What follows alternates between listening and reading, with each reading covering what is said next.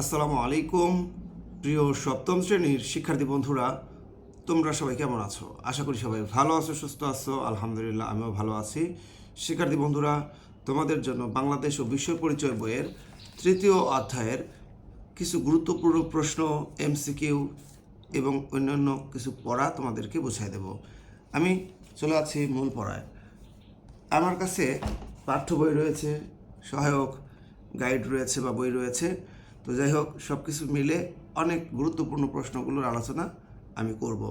তো চলে আছি মূল পড়ায়। আমরা প্রথমে শিখব হচ্ছে পরিবার কাকে বলে। শিক্ষার্থী বন্ধুরা, তোমরা মনে রাখবে, একই সঙ্গে বসবাসকারী কয়েকজন ব্যক্তির সমষ্টিকে পরিবার বলে।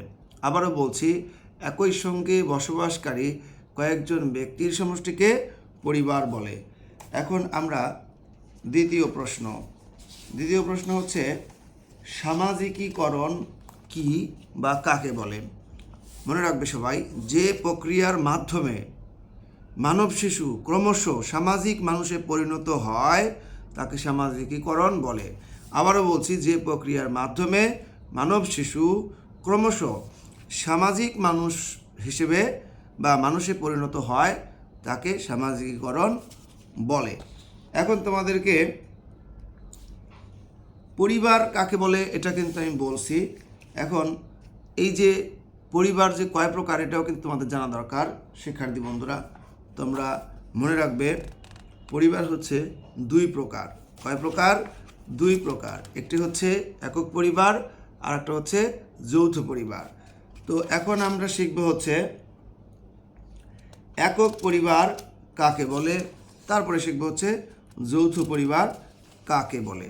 প্রিয় শিক্ষার্থী বন্ধুরা, তোমরা মনে রাখবে, যে পরিবারে স্বামী স্ত্রী ও অবিবাহিত সন্ততি রয়েছে তাকেই একক পরিবার বলে। তাহলে স্বামী স্ত্রী ও অবিবাহিত সন্তান নিয়ে যে পরিবার গঠিত হয় তাকে একক পরিবার বলে। অপরদিকে দেখো, যৌথ পরিবার কাকে বলে। তাহলে যৌথ পরিবার হচ্ছে যে পরিবারে একই সঙ্গে বাবা মা, ভাই বোন, দাদা দাদি, চাচা চাচি সবাই একত্রে বসবাস করে তাকে যৌথ পরিবার বলে। আবার দেখো, পিতৃতান্ত্রিক পরিবার রয়েছে, মাতৃতান্ত্রিক পরিবার রয়েছে। যে পরিবারে পিতাই প্রধান তাকে বলে পিতৃতান্ত্রিক পরিবার, আর যে পরিবারে মাতা বা মা প্রধান সেটা হচ্ছে মাতৃতান্ত্রিক পরিবার। যাই হোক, উপজাতিদের মধ্যে কিন্তু রয়েছে পিতৃতান্ত্রিক পরিবার, কিন্তু মাতৃতান্ত্রিক পরিবার রয়েছে। আমাদের গ্রামগঞ্জে সাধারণত পিতা যতদিন বেঁচে থাকেন পিতাই হচ্ছে পরিবারের প্রধান হন। অপরদিকে পিতা যখন মারা যান তখন কিন্তু মা পরিবারের প্রধান হন। যাই হোক, ধীরে ধীরে অনেক প্রশ্নের উত্তর আলোচনা করব আমরা। তোমরা প্রত্যেকেই মনে রাখবে, পরিবার কিন্তু একটি সামাজিক সংগঠন। পরিবার একটি হলো সামাজিক সংগঠন। পরিবার থেকে মানব জাতির বিকাশ ঘটেছে এবং তার সাথে সমাজেরও অগ্রগতি হয়েছে। একই সঙ্গে বসবাসকারী কয়েকজন ব্যক্তির সমষ্টিকে কি বলে? পরিবার বলে। আচ্ছা, দেখো, সমাজের প্রাথমিক প্রতিষ্ঠান হিসেবে পরিবার কিন্তু নানা রকম দায়িত্ব পালন করে থাকে। ঠিক আছে, একটি শিশুকে তারা হচ্ছে প্রথমে বর্ণ শেখাবে, ভাষা শেখাবে, আচার আচরণ শেখাবে, ধর্মীয় শিক্ষা দিবে। তো আমাদের যেহেতু সমাজ ব্যবস্থা এখন কিন্তু ধীরে ধীরে পরিবর্তন হচ্ছে, বাবা মা, অনেক পরিবারের মানে বাবা মা উভয়ই হয়তো চাকরি করেন, সেক্ষেত্রে ধর্মীয় শিক্ষার দায়িত্ব মাদ্রাসা কিংবা মসজিদ অনেক সময় নিয়ে নিয়েছে।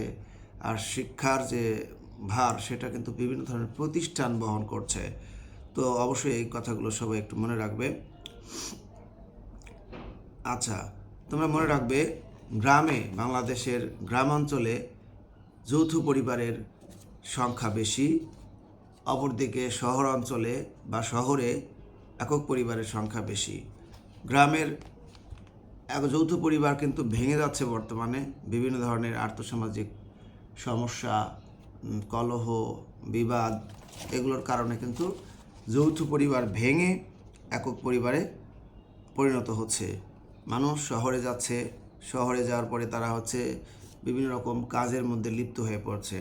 তখন তাদের সন্তানদের কিন্তু বিভিন্ন রকমের ডে কেয়ার, এই ধরনের কেয়ারে কিন্তু তারা হচ্ছে রেখে দেয় এবং তারা সেখানে মানে বেড়ে ওঠে। ডে কেয়ার রয়েছে, তারপরে হচ্ছে বিভিন্ন ধরনের centre, baby care, baby home, এগুলো রয়েছে।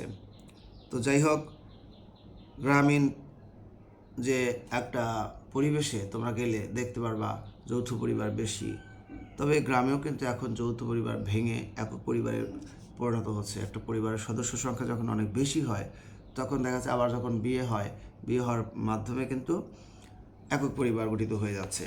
তো শিক্ষার্থী বন্ধুরা দেখো, শিশুর বেড়ে ওঠার প্রথম সূতিকাগার কোনটা জানো? সেটা হচ্ছে পরিবার। শিশুর বেড়ে ওঠার প্রথম সূতিকাগার কোনটা? পরিবার। শিশুর সামাজিক গঠন শুরু হয় কোথা থেকে? পরিবারের থেকে। পরিবার কিন্তু একটি চিরস্থায়ী সামাজিক সংগঠন। এরপরে দেখো, সমাজের ক্ষুদ্রতম একক হচ্ছে পরিবার। পরিবার একটি সামাজিক সংগঠন, একটু আগে বলেছি। স্বামী স্ত্রী ও অবিবাহিত ভাই বোন নিয়ে একক পরিবার গঠিত হয়। আর পরিবারের অন্যান্য সদস্য সবাই মিলে যদি বসবাস করে সেটা যৌথ পরিবার।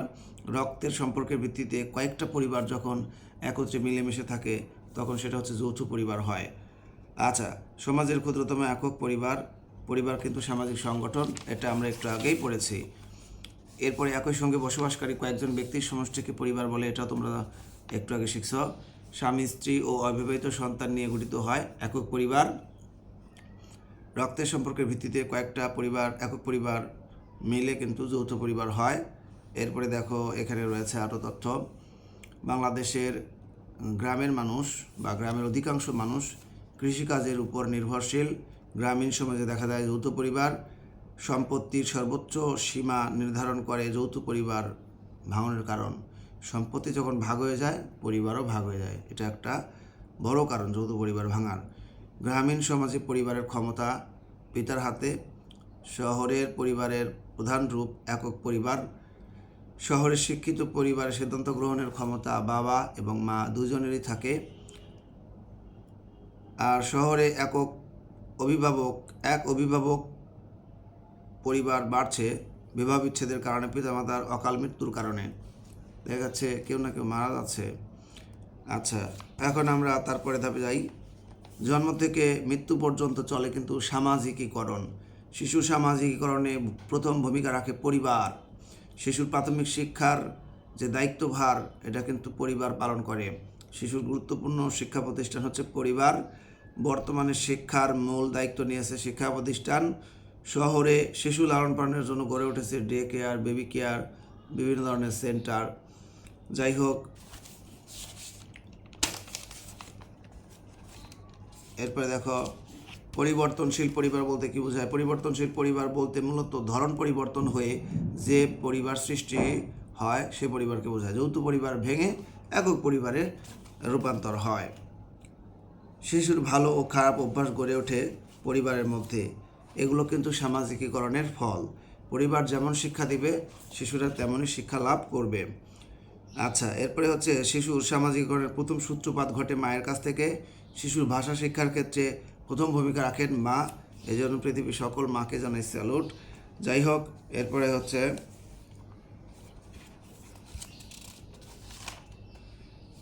সমাজের সবচেয়ে গুরুত্বপূর্ণ সামাজিক প্রতিষ্ঠান হচ্ছে পরিবার। বাংলাদেশের গ্রামীণ সমাজে অধিকাংশ লোক কোন পেশার উপর নির্ভরশীল? কৃষি, এটা আমরা পড়ছি একটু আগে। গ্রামীণ সমাজে কোন ধরনের পরিবার বেশি দেখা যায়? যৌথ পরিবার। শহরে দেখা যায় একক পরিবারের সংখ্যা বেশি।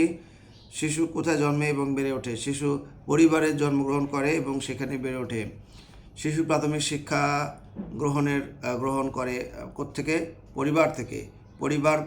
পরিবারকে কি বলা হয়? সামাজিকীকরণের সবচেয়ে গুরুত্বপূর্ণ মাধ্যম। যৌথ পরিবার কাকে বলে এটা আমরা পারি। সামাজিকীকরণ কাকে বলে? হ্যাঁ, যে প্রক্রিয়ার মাধ্যমে মানব শিশু ক্রমশ সামাজিক মানুষে পরিণত হয় তাকে সামাজিকীকরণ বলে। সমাজে বেড়ে ওঠার জন্য কিন্তু কিছু নিয়মকানুন শিখতে হয়, সারা জীবনই মানুষকে এটা শিখতে হয় পরিবারে। তাহলে বাবা মা উভয়েরই কিন্তু ভূমিকা রয়েছে, তবে মায়ের ভূমিকা বেশি। শিশুর বেড়ে ওঠার সূতিকাগার হচ্ছে পরিবার। কয়েকটা MCQ এর উত্তর আমরা শিখব এখন। কোনটি সমাজের ক্ষুদ্রতম একক? অবশ্যই পরিবার হবে। একই সঙ্গে বসবাসকারী কয়েকজন ব্যক্তির সমষ্টিকে কী বলে? পরিবার। এরপরে হচ্ছে বাংলাদেশের কোথায় একক পরিবারের সংখ্যা বেশি? শহর অঞ্চলে। গ্রামের অধিকাংশ লোক প্রধানত কিসের উপর নির্ভরশীল? কৃষিকাজ। বাংলাদেশের গ্রামীণ সমাজে পরিবারের ক্ষমতা কার হাতে থাকে? পিতার হাতে। শহরে পরিবারের প্রধান রূপ কোনটি? একক পরিবার।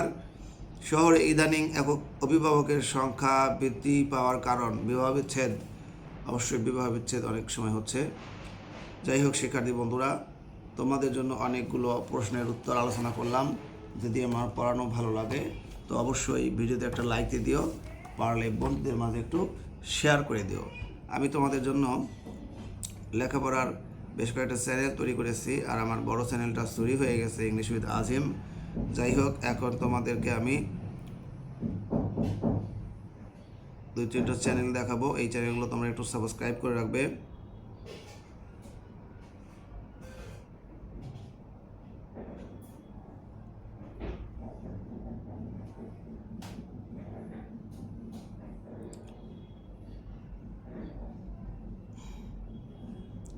প্রিয় শিক্ষার্থী বন্ধুরা, স্ক্রিনটা আমি ঘোরায় দিচ্ছি।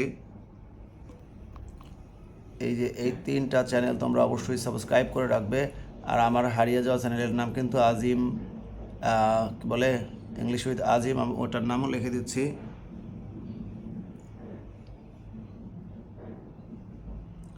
তোমাদের যদি ভালো লাগে তো এই চ্যানেলগুলো অবশ্যই সাবস্ক্রাইব করে রাখবে, তাহলে তোমাদের জন্য অনেক লেখাপড়ার ভিডিও তৈরি করবে এবং সেগুলো তোমরা পেয়ে যাবে। আল্লাহ হাফেজ।